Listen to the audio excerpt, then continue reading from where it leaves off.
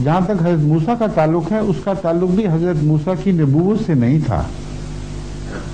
اس کا تعلق اس بات سے تھا کہ فرعون مصر جو حضرت موسیٰ کے زمانے میں حاکم تھے، ان کی ہکسوس کے ساتھ جو پہلے 200 سال یا 300 سال فرعونوں کو نکال کر مصر کے حاکم بنے تھے،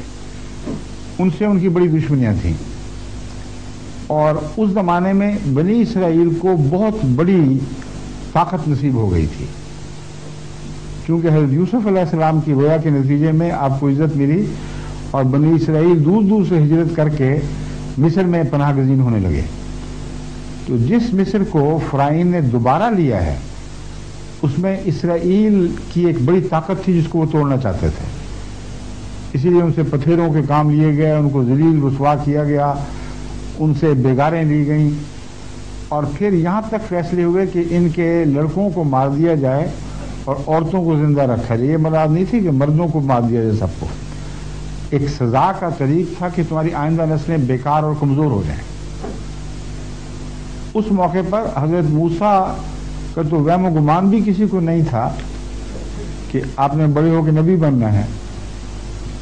حضرت موسیٰ کی ماں کو وحی ہوئی تھی، اللہ تعالیٰ نے وحی کے ذریعے فرمایا کہ اس بچے کو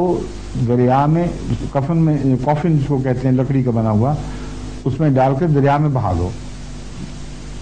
اور ہم اس کی حفاظت کا انتظام کریں گے، اسے واپس تیرے پاس لے آئیں گے۔ جب یہ لمبا واقعہ ہے تو الہام نے حضرت موسیٰ کی والدہ کو اتنا تو بتا دیا کہ یہ کوئی خاص بچہ ہے، مگر نبوت کی بات وہاں بھی نہیں ہوئی۔ پھر وہ فرعون کے محلوں میں پلے ہیں، اگر نبوت دکھائی دی تھی تو کسی وقت بھی محل کے اندر قتل کیے جا سکتے تھے، جب آپ نے دعویٰ کیا تب پتہ چلا۔ اسی طرح حضرت عیسیٰ علیہ السلام نے جب تک نبوت کا دعویٰ نہیں فرمایا،